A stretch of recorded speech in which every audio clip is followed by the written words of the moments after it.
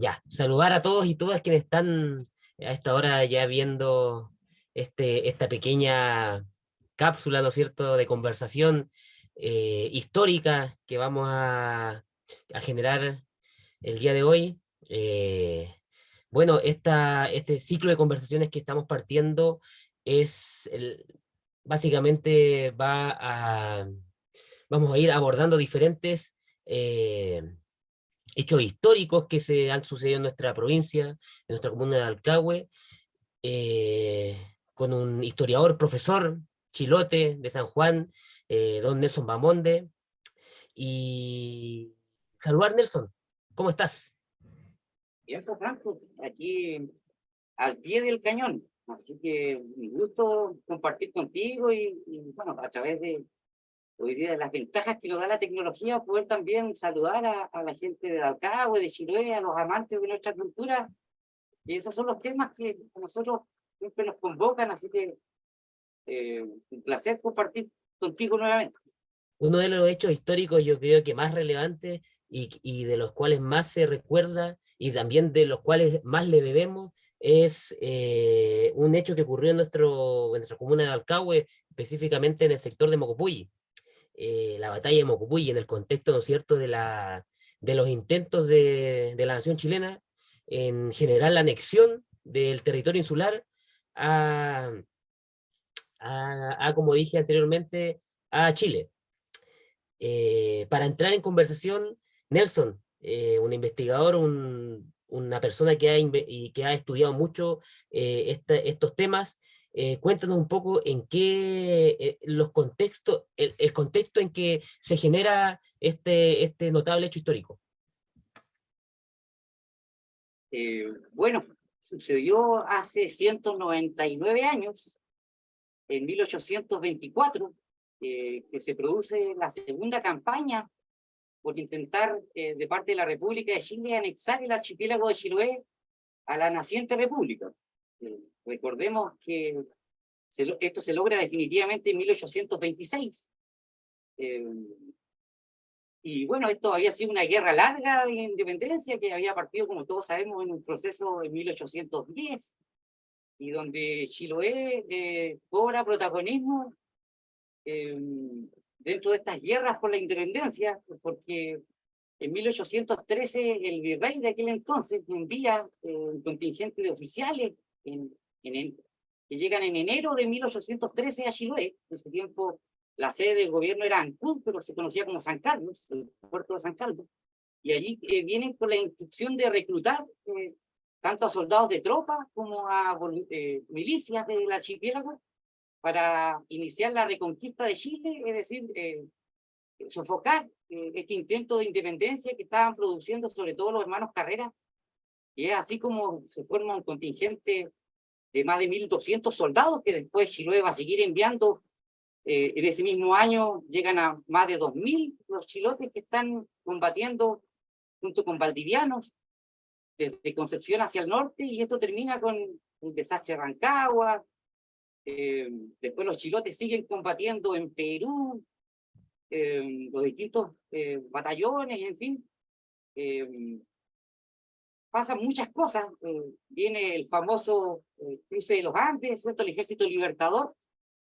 Luego la campaña, ¿cierto? La Escuadra Libertadora del Perú, y en ese intento se toma Valdivia en 1820, y resulta que Chile ya se había independizado en 1818, Valdivia había sido conquistado por Cochrane en 1820, ese mismo año intenta tomar el Fuerte Agüey. Ese es el primer intento de conquista de Chile.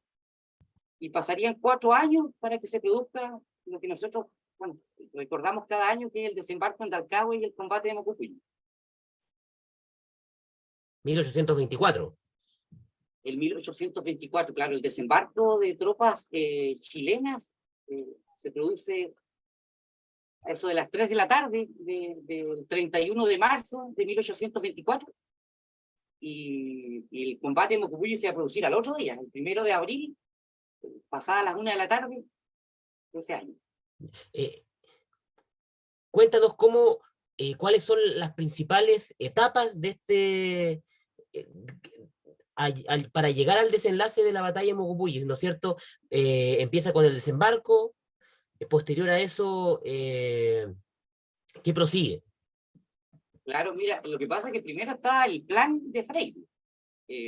Freire arma una flota con más de 2.000 soldados, 2.500, incluyendo la marinería, que sale de Valparaíso, se juntan luego con más tropas en la isla Quiriquina, luego viajan a Valdivia, y a mediados de marzo ya están llegando a Chiloé, de 1824. El Ya, plan era atacar con esas cuadras de buques de guerra y transportes directamente el puerto de Ancud, que estaba defendido por fuertes y baterías. Sin embargo, la sorpresa fue que Freire cambió el plan, prácticamente llegando a Chiloé. En vez de, como el buque insignia comandaba la flota, en vez de entrar a punta de cañonazo al puerto de San Carlos, gira bruscamente hacia el canal de Chacao y se va a fondear a lo que hoy día es la bahía de Cailín. Bueno, el resto de la escuadra lo sigue, y a continuación Freire le cuenta que él cambió los planes y que la idea es atacar no a Ancud de frente, como lo había intentado hacer Cochrane en 1820 con el caso del Fuerte de Ahui, sino que pensaba él que tenía tantos soldados, 2.500, que por donde atacara a los quiero realistas ser de victorioso. Chiloé, los podía vencer. Entonces decidió dividir su tropa en dos cuerpos, uno que atacaría por Dalcahue y otro que atacaría cerca de Pudeto, previa conquista de las baterías y el fuerte de Chacao. Respecto a estos dos bandos, tanto el que se encuentra en nuestro archipiélago de Chiloé como los independentistas, ¿no es cierto? Quería consultarte sobre los liderazgos y las figuras claves que hay dentro de estos dos bandos. Bueno, comandaba bueno, empecemos por los locales, comandaba la provincia de Chiloé desde el año 1818, don Antonio de Quintanilla, quien gobernó, fue el último gobernador de Chiloé hasta 1826. Bueno, quien comandó las milicias chilotas en todo lo que fue las acciones de Dalcahue y Mocupulli fue don José Rodríguez Ballesteros, junto con José Hurtado, todos ellos oficiales que habían combatido en Chile en las acciones anteriores de la Patria Vieja, de la Reconquista, y que después se habían replegado al último reducto español aquí en Sudamérica. Y por el lado chileno, bueno, quien comandaba la escuadra era nada menos que el director supremo, don Ramón Freire, quien aquí en Dalcahue lo recuerda con un busto en la plaza, ¿cierto? Hay una calle principal de la ciudad que tiene el nombre de Ramón Freire, fue director supremo. Él pidió permiso al Congreso, dejó el cargo en aquel momento para comandar directamente esta expedición. Era tan importante. Venía con los mejores tropas que habían combatido en Perú, junto con contra el virrey. Y bueno, ya luego vamos a contar un poquito cómo se comandaba los cuerpos chilenos, digamos, en el combate mismo, pero el tema es que el plan era desembarcar en Dalcahue y desde allí tomar el camino de Caicumeo con rumbo hacia Ancud y atacar Ancud por el sur, mientras el otro grupo atacaría Ancud por el norte. Un paréntesis, ¿podemos mostrar un poco de infografía que tenías por ahí para que vayamos graficando todos los movimientos que se realizaron en esta campaña? Sí, allí se ve ya. Este es un mapa de fines del siglo XVIII, firmado por José Hurtado, que muestra el camino nuevo, recién abierto, de Elvir. ¿Ves? Ya. ¿Me escuchas? Sí, el camino. Ya. Bueno. Estábamos conversando anteriormente que el camino Caicumeo era el trazado que se ve justo en mitad del archipiélago claro, que atravesaba completamente el territorio chilote. Es que claro, mira, la provincia de Chiloé tenía como capital Castro, fundado en 1567, ¿cierto? Aquí, luego estaba Chacao en la parte norte, luego Ancud se funda en 1768, pero los viajes durante la colonia para ir al puerto de Chacao, desde toda la costa, eran por la playa o navegando. Yeah. Por razones defensivas, a fines del siglo XVIII, 1787, 1788, entre milicias, trabajo de indígenas, se logra abrir el camino de Castro, la antigua capital de Chiloé, allí se ve Cacho, y el camino va por la mitad de la isla hasta la antigua Ruta 5 del siglo XVIII, y el camino original es el que va a ir por el lado derecho, pero si ustedes se fijan ahí en el detalle, dice desecho o atajo, por donde se evitan las ciénagas, y se acorta el camino, con tantas varas. Se dice camino nuevo, de Cayu, Pumeo, o de las 6 ciénagas. Cayu significa 6, Mapudungun. Y ahí están. Bueno, el asunto era ese, atacar a Ancud, desembarcar en Dalcahue, como te contaba, allí está, frente a la isla de Quinchao, se ve allí la capilla de Dalcahue, Capilla de Alcagüe. capilla de Dalcahue, frente a la isla de Quinchao, allí desembarcan, a ver, el día 28 de marzo se toman las fortificaciones de Chacao, el fuerte de Chacao, la batería de Remolino, de Pampa de Lobo, de La Poza, y el día también del Coronel, al frente, de la Punta de Coronel, donde había cañones. El día 29 zarpa la escuadra comandada por Jorge Boucher, un oficial napoleónico, peleaba por Chile en aquel tiempo, y él comanda, Contratado. perdón, Contratado por Chile. claro, y él comanda esta escuadra que desembarca en Dalcahue el día 31 de marzo. Hay una historia, por lo menos en San Juan, en nuestro pueblo, ahí al lado dice Capilla de Calen, Estero de Coquihuil, ahí está San Juan, ¿qué tal por lado? Cuentan que en el morro de Calen, que queda entre Calen y San Juan, dice que la gente se puso allí a insultar a la escuadra que pasaba por el canal de Alcahue. Incluso dispararon fusiles desde allí contra la escuadra. Obviamente no, sin ningún efecto, pero Claro. el asunto es que la escuadra pasó cañoneando la costa. Y la gente recuerda que allí entre Calen y San Juan, en el morro de Calen, dicen que habrían habido impactos de cañones de la escuadra que por diversión pasó disparando allí. El asunto es que cuando desembarcan en Dalcahue, el 31 de marzo, se producen 2 hechos allí en Dalcahue. Primero, al acercarse 2 buques, el transporte Ceres, que transportaba tropas y pertrechos, y la corbeta Chacabuco, que era el buque armado que protegía el transporte. Al desembarcar en Dalcahue, dice que se acercan lanchas cañoneras desde el sur, es decir, venían desde Castro y entran por el sur, aquí por el canal, frente a Curaco. Y dice que allí en la parte estrecha, frente a la punta, ahí donde está el embarcadero, se produce un tiroteo entre lanchas chilenas y lanchas cañoneras que se vuelven hacia el sur. Mientras tanto, en la costa, también fusileros chilotes disparaban y algunos andaban a caballo y después se repliegan hacia el interior. Y eso permite que a las 3 de la tarde empiece el desembarco en el pueblo de Dalcahue, que estaba abandonado. La gente de Dalcahue había huido, se había escondido en los montes cercanos, y el pueblo estuvo abandonado y allí se acampó esa noche. Al otro día se pasó revista, se le dieron 20 cartuchos a cada soldado. Y comenzó al otro día temprano la marcha hacia Mocucucuy. En cuanto al equipamiento que el ejército independentista que llegó a Dalcahue poseía, ¿cuáles eran los principales artefactos que traían para este combate?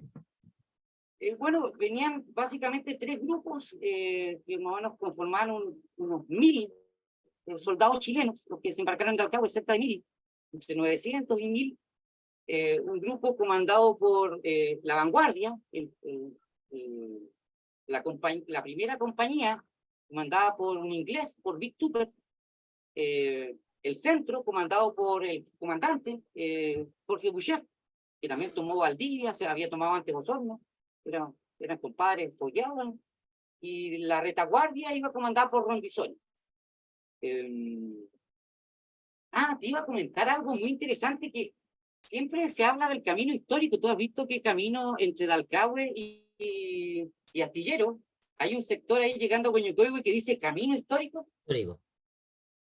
Por supuesto que sí. Se dice que por allí subió por allí subió ¿cómo se llama? El ejército chileno hacia Mocupulli. Y te quería mostrar algo. Y no, allí lo que ocurrió es que por eso quería mostrarte, perdón, una fotografía allí de la costa. Allí ocurrió algo distinto. Históricamente se piensa, valga la redundancia, que el camino histórico fue donde subieron las tropas chilenas para combatir en este Exacto, hecho de mira, Mocupulli. exacto, mira.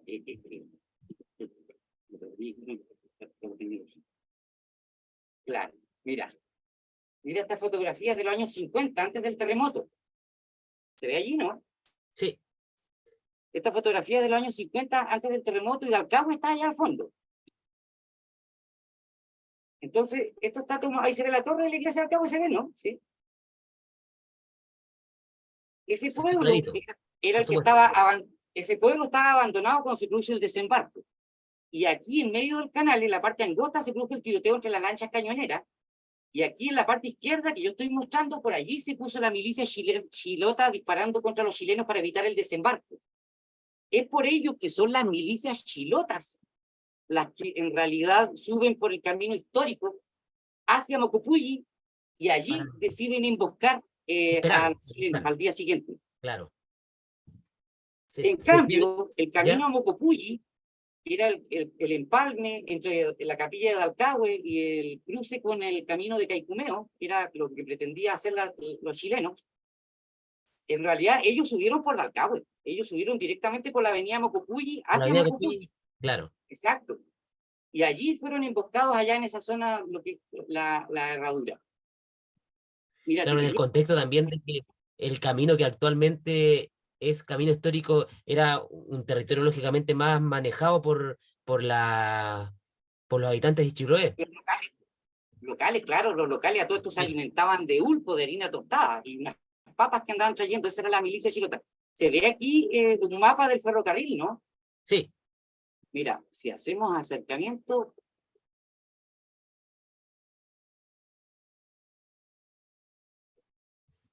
hagamos un acercamiento. El ferrocarril va desde Ancud a Castro, igual que el camino Caicumeo. Este ferrocarril se abre en 1912, mucho después.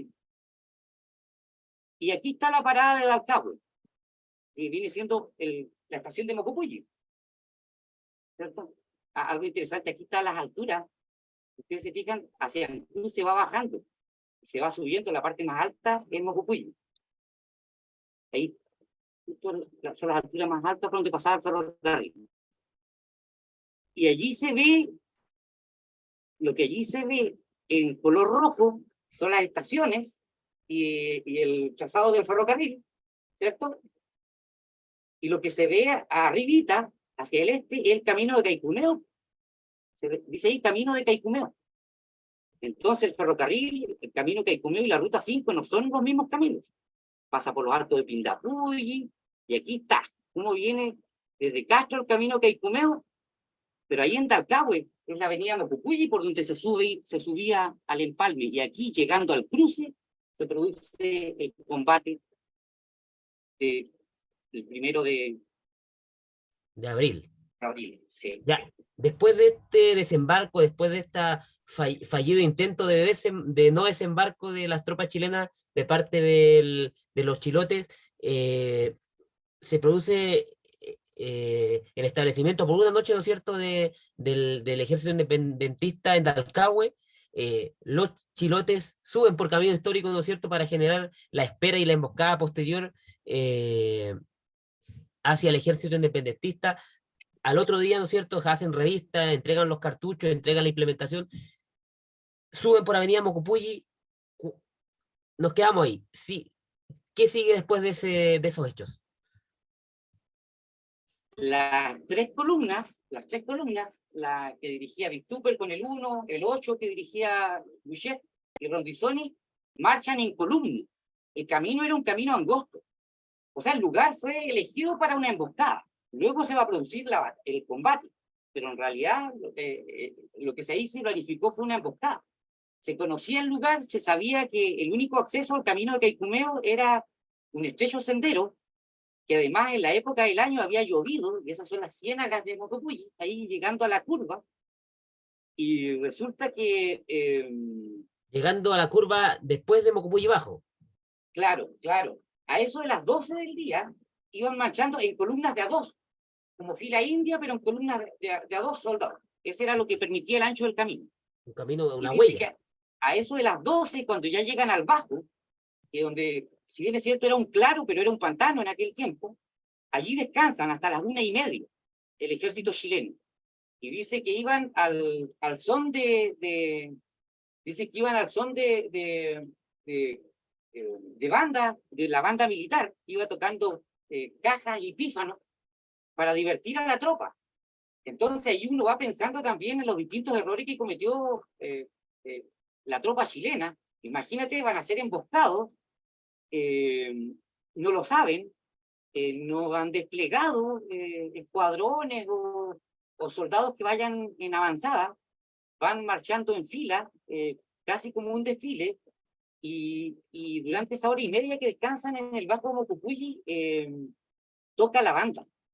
Y mientras tanto, ya a esas alturas, al mediodía, cuando llegaron al Bajo Mocupulli, ya estaban a tiro de fusil de, de los chilotes, que a todo esto sabían que iban a subir por Mocupulli porque habían dejado, si bien es cierto, el pueblo de Alcagüe estaba vacío, habían dejado 2 espías. Y esos 2 espías, a eso de las 11 de la mañana, llegan a Mocupulli diciendo que vienen subiendo por el camino hacia Mocupulli. Y bueno, allí en la partecita, en la parte alta, subiendo la curva, todavía la gente le llama el cañoncito, porque la única pieza de artillería que participó en el combate es un cañón que estaba puesto ahí en la boca del camino. Bueno, uno de los operarios de ese cañoncito fue el tatarabuelo de mi madre, de Doris Barría, don Cayetano Barría Miranda, quien quedó herido en ese combate con impacto de bala. Bueno, después sobrevivió y tuvo una descendencia muy fructífera.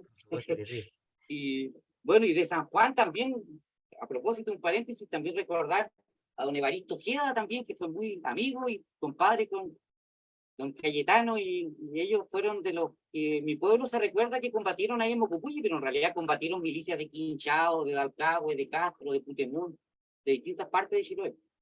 Por ahí no tendrás imágenes actuales de los sectores donde estamos hablando de la Ciénaga, de donde estaba el cañoncito, de donde se ubicaron también los chilotes Mira, para generar esta emboscada.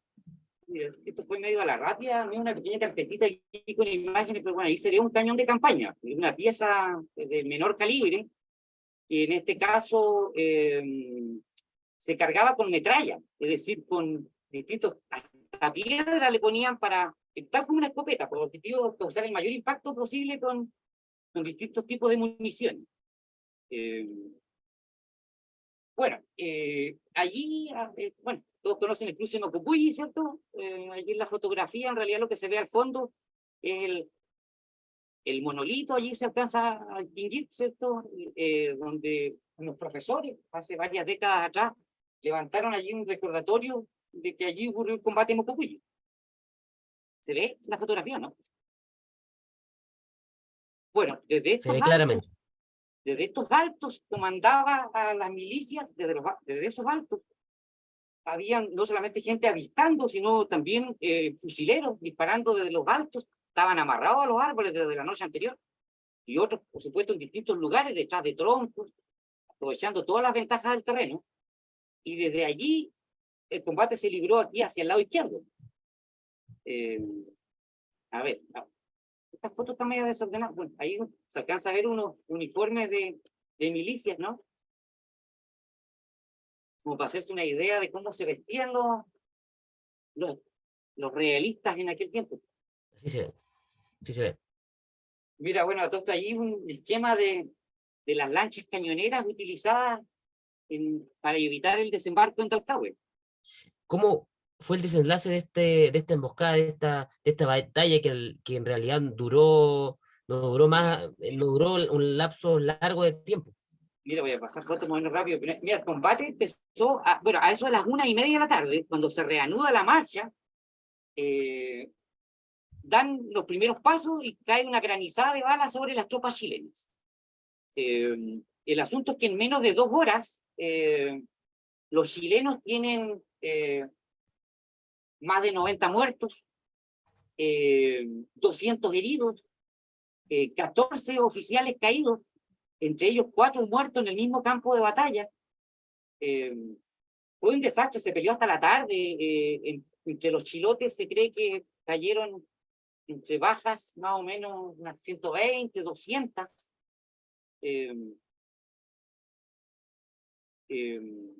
Mira, a todo esto, aquí en esa parte, no sé si te ubicas ahí en Mocopulli, bajando hacia la curva, ¿se ve la Sí, foto? Por allí estuvo el cañoncito que fue el único cañoncito que había. Mira, hay otras fotos aquí del sector. Esta es la zona donde se peleó, ahí en Mocopulli, allá abajo. Lo que tenemos que pensar es que la parte de abajo era un pantano, por donde, mira, los chilotes eligieron el lugar donde iba a ser la emboscada porque primero los chilenos solo podían transitar por el camino. Tenían hacia el lado oeste todos los montes y tenían hacia el lado este el pantano. Entonces tenían que pasar por el camino y allí lo estaban esperando. Allí más o menos se ve el camino desde Dalcahue, de donde más o menos estaban esperando los chilotes que crucen ellos. Allá abajo se empezó a pelear, allá abajo en el llano. Bueno, a todo esto, a las primeras descargas, ya se pasó a pelear directamente cuerpo a cuerpo, es decir, se caló bayoneta. Y de hecho, no sé qué porcentaje de los muertos y heridos fueron a bala, pero sin duda la mayoría fueron por armas blancas, por bayonetas y sables. Incluso, bueno, aquí se recuerda siempre también la participación de un batallón de volteadores, le llamaban, ¿cierto? Que eran unos huilliches de Cucao, que fueron a ayudar a cargar pólvora, municiones, y finalmente también quiere se les decir la palabra proveyó volteador. de unos garrotes con los que ellos peleaban. Aquí se ve que esta es la herradura que le llaman a los chilenos en sus crónicas, donde ellos no podían subir, tenían que pasar por este pantano. Allá al fondo, en esa parte verdecita, estaba la subida al camino, el cañoncito. Por acá tenían que cruzar ellos. El camino bordeando el cerro se abrió después. Allí se ve, allá arriba estaba el cañoncito y por allí subía el camino. Allí se ve más o menos la zona donde ellos tuvieron que pasar, ¿cierto? Y a la izquierda estaban los chilotes emboscados y frente al camino. Las bajas independentistas, ¿en cuánto número de cuántas hablamos? Ahora entiendo que por aquí se han construido casas. ¿Entiendo? Ahí se ve la subida al camino, hay una pequeña depresión allí, por allí subía el camino por donde estaba el cañoncito allá arriba. Por eso acá combatió don Cayetano Barriga. Perdón.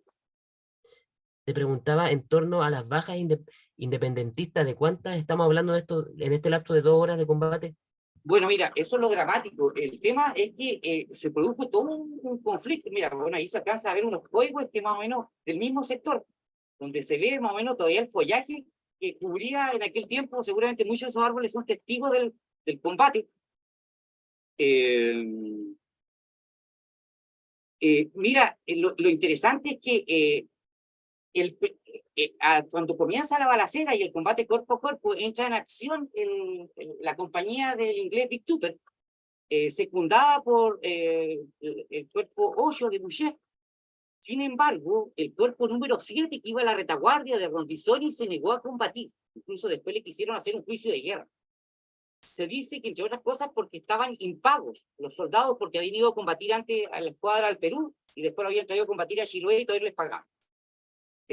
Entonces entraron en combate como 600 chilenos, y de esos 600 estamos hablando más o menos de 300 bajas. Yo te decía, 90 muertos, 200 heridos, 14 oficiales caídos. De 600, la mitad estaba muerto o herido. Fue terrible para los chilenos, o sea, fracasó absolutamente el intento. Esa tarde, cuando ellos volvieron a Dalcahue, dice que era dramático escuchar cómo se quejaban los soldados. Allí se ve el camino de Caicumeo, hacia donde se dirigía el caminito. Dice que era, allá abajo se combatió. Dice que era dramático cómo bajaron hacia Dalcahue y al otro día se embarcaron hacia Chacao, dieron parte a Freire de lo que había ocurrido. Entre medio de eso, tampoco se había producido el ataque de Freire a Ancud, como lo había planificado. Otro buque, la fragata Voltaire, había naufragado frente a Calmapu porque habían empezado los temporales de esa estación. El resultado fue que, bueno, fracasó este intento de anexión a Chiloé gracias al triunfo de los chilotes en Mocopulli. Esa tarde, los chilotes se van hacia Butalcura, allí acampan, allí atienden a sus heridos. Posteriormente, tanto heridos chilenos como chilotes son llevados a Castro, donde son atendidos durante varios meses en el hospicio franciscano de Castro.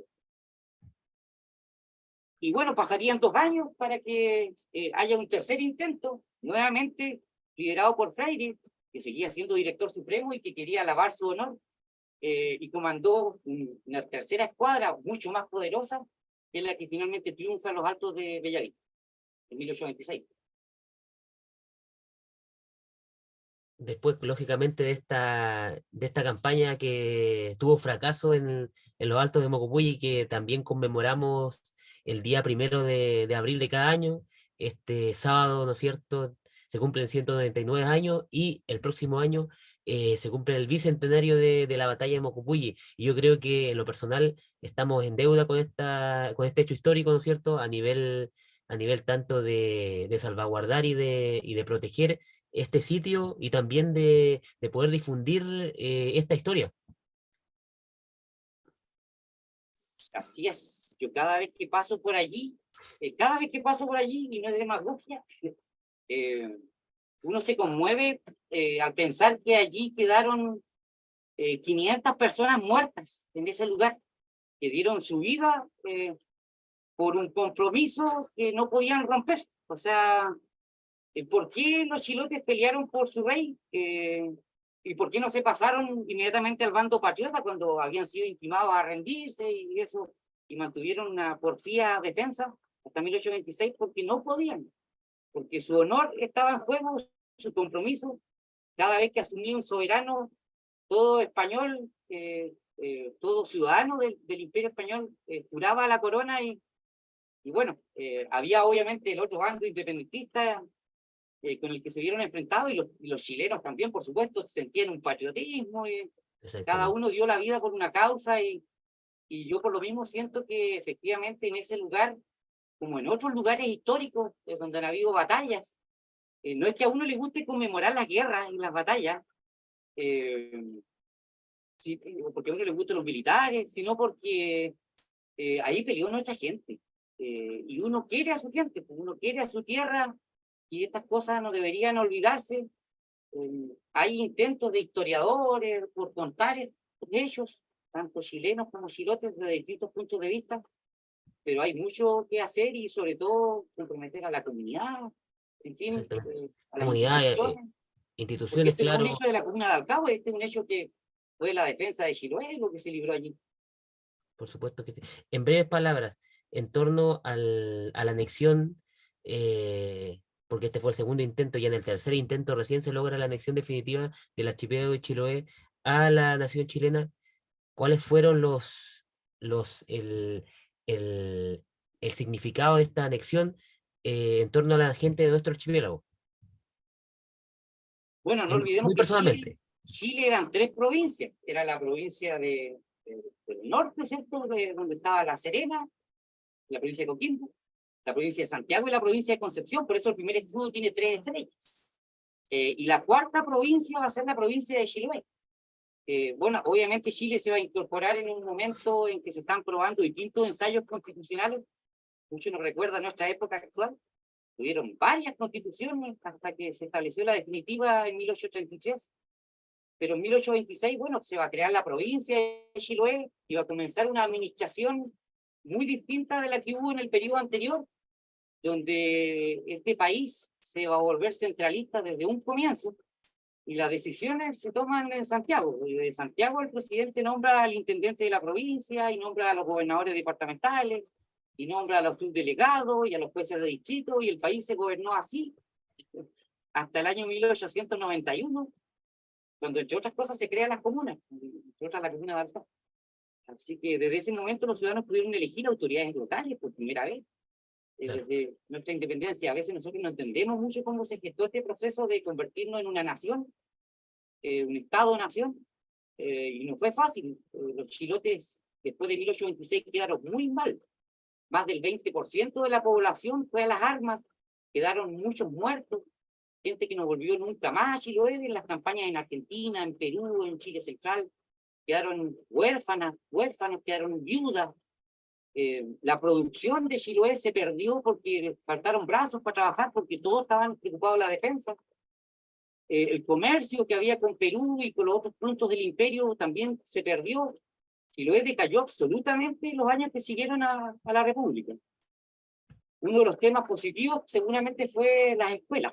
Una de las cosas que hizo el primer intendente, el primer gobernador de Chiloé, Santiago Aldunate, fue crear escuelas públicas y bueno, seguramente esa es una de las obras positivas, pero la verdad es que a Chiloé le costó recuperarse de este esfuerzo que hizo por el fidelismo al rey Fernando VII. Claro, quedaron secuelas de ese pulso que se hizo ahí. Yo creo que hay cosas positivas y negativas respecto a esta anexión. Actualmente también seguimos en esa lógica como país de centralismo también, eh, pero como dije anteriormente, yo creo que los hechos históricos, y como dijiste tú, no es porque se celebren o las guerras, sino que tienen una significancia mucho más profunda que va en torno a que gente de nuestro territorio fue protagonista de un hecho histórico, que en este caso es la batalla de Mocopulli. Así que yo creo que como las instituciones, autoridades, casas de estudio también, yo creo que están en deuda con este acontecimiento en el contexto también del próximo bicentenario de Chiloé, y en el contexto también del próximo bicentenario de este hecho histórico de la batalla de Mocopulli. Si vemos los planes municipales de Dalcao, y que tú también has estado trabajando en estos planes culturales municipales, eh, en todos está recalcado el hecho de poder poner en valor y poder fortalecer este hecho a nivel histórico, como también a nivel de a nivel del terreno, del territorio donde se generó este hecho. Estamos en deuda y yo creo que estos años son claves para poder recuperar estos espacios, para poder de verdad potenciar este patrimonio histórico que nosotros tenemos en Dalcahue. ¿Cierto? Bueno, decir que esta gente no peleó por plata, a nadie se le pagó un peso por pelear por la causa realista en Chiloé. Esta gente fueron pescadores, campesinos, nuestros propios antepasados, nuestros paisanos, los que allí pelearon comiendo harina tostada, llevando sus propias papas. Hubo gente, como digo, que salió herida, que murió en ese lugar. Regó su sangre allí en ese lugar, en Mocopulli, y efectivamente allí debería haber un memorial digno, no una plaza con columpios y asientos, sino un lugar donde se conozca la historia, donde se recuerde a nuestros héroes, tanto chilenos como chilotes, donde se honre la memoria. Y bueno, y ese ejemplo, seguirlo con otros elementos del patrimonio cultural de la comuna de Alcagüe. En el fondo, el patrimonio no es lo que dicen los funcionarios del Consejo de Monumentos, que el patrimonio es lo que nosotros valoramos como herencia de nuestros antepasados. Pueden ser nuestras capillas, pueden ser nuestras fotos familiares, pueden ser no solamente la estación de ferrocarriles, bueno, el camino de Caicumeo en ese sector. En 1826, recordemos que en Butalcura también acampó Quintanilla, después que fue derrotado en Bellavista. Él se replegó hacia Butalcura y de allí envió emisarios hasta el puente de San Antonio, donde se hizo toda la negociación donde se firma el Tratado de Tantauco. El Tratado de Tantauco se firma en el puente de San Antonio. Y luego los emisarios volvieron a Butalcura, en fin. Y así hay muchos otros lugares históricos en la comuna de Alcagüe de los que podemos conversar otros días y elementos de nuestra cultura que son parte de nuestra identidad, que aunque uno a veces viva lejos de su tierra, uno no se puede llevar su patrimonio, pero uno carga con esa identidad, con esa herencia, esas vivencias y el compromiso de transmitírselo esto también a las futuras generaciones, a nuestros amigos, a la gente que se interesa por estas cosas. Para ir cerrando, te quería preguntar, y muy personalmente, ¿cuál crees que tendría que ser la forma de poder, el camino para poder fortalecer y poder tomar estos hechos históricos y generar esta rememoración? Bueno, hay distintas maneras y esto no es labor de una persona. La historia de Chiloé demuestra que un montón de gente ha escrito, investigado, pero son esfuerzos individuales, no hay una institución que agrupe, gente que lo financie. Esto es compromiso, pasión, dedicación. Pero lo que debería hacer es que cada quien debería hacer lo que debería hacer. Por ejemplo, obviamente los investigadores deberían investigar, los profesores deberían enseñar, quienes están dedicados a la difusión, a mostrar nuestra historia, nuestro patrimonio, nuestros atractivos turísticos, deberían mostrarlo en las mejores condiciones posibles. Esto tiene aplicaciones en la artesanía, tiene aplicaciones en el turismo local. Por supuesto, los museos son los que tienen que conservar patrimonio. En el Museo de Alcabo, entre otras cosas, se conservan balas, proyectiles, creo que los restos de un fusil, bayonetas de la batalla de Mocopulli. Una de esas bayonetas, entre paréntesis, es de origen francés, lo que habla mucho también de los soldados napoleónicos que participaron por el bando chileno en ese combate. Bueno, y así, es importante conservar nuestro patrimonio, pero también involucrar a la comunidad, eso es preservar. O sea, los medios de comunicación, los profesores, las autoridades, todos deberíamos de alguna manera estar comprometidos, unidos en defender lo nuestro, porque nuestro folclore, nuestra cultura, nuestra identidad es nuestra, o sea, y todos los pueblos tienen el legítimo derecho de existir, de tener sus maneras de comer, de hablar, de recordar sus derechos, sus raíces familiares, y es triste el pueblo que olvida su historia y a sus héroes. Por supuesto que sí. Y también es responsabilidad de nosotros como autoridades de poder siempre priorizar y poner sobre la mesa estos hechos para poder invertir ahí y poder darle el valor que en realidad hace mucho tiempo se merecen. Nelson, oye, muchas gracias por esta conversación. Como dije Estas veladas anteriormente, nocturnas, ¿cómo? estas veladas nocturnas. Por supuesto que sí. Hay una cantidad enorme de hechos históricos que han ocurrido en nuestro archipiélago de Chiloé, en nuestra comuna, el mismo aniversario de nuestra comuna, las diferentes campañas que se han realizado en torno también a como dije anteriormente, a la anexión de Chiloé al territorio nacional. Y la idea es poder seguir conversando, poder conversando, poder seguir exponiendo estos temas para que a través de las diferentes plataformas puedan tener acceso las diferentes personas que ocupan estos medios. Así que esperamos poder estar de vuelta conversando y de otro tema que en realidad hoy tocó hablar sobre la batalla de Mocogüey en el contexto también de los 199 años que el día sábado se conmemoran y poder abrir también dar el puntapié inicial para un abanico de temas que son súper relevantes en nuestra comuna y en nuestra provincia. Así es, oye, no, gracias a ti por esta posibilidad de conversar. Nosotros lo conversamos un día y surgió así, no le dimos tanta vuelta y nada, te agradezco a ti que también como vecino y autoridad comunal tenga esta sensibilidad por los temas culturales, porque la cultura no es puro canto y baile, hay otras expresiones contemporáneas también, ¿cierto? Del arte y la cultura que todos los ciudadanos tienen el derecho de disfrutar y como te decía, todos tenemos que hacer esfuerzos por crecer como pueblo, por desarrollarnos como comunidad y si queremos que este sea un país multicultural, donde cada región tenga su expresión, no tenemos que dejar que lo nuestro muera porque eso es nuestro, y si a nosotros eso no nos interesa, no nos interesará a nadie. Así que Nelson, sí, nos juntaremos otro día y por supuesto que sí. placer compartir contigo un rato una conversa. Así que ahí, para quien haya visto esta pequeña conversación, lo Queda un año para que se comparta en sus conmemore los redes sociales 200 años. también. No, te decía que queda un año para que se conmemore los 200 años de Mocopulli, así que ojalá Esperamos que que, concreten algunas de las ideas que estamos por supuesto que trabajando sí. con Vamos, distintas vamos a personas impulsarla. y, pucha, es por honrar, como te decía, la memoria de nuestros antepasados y nuestra historia.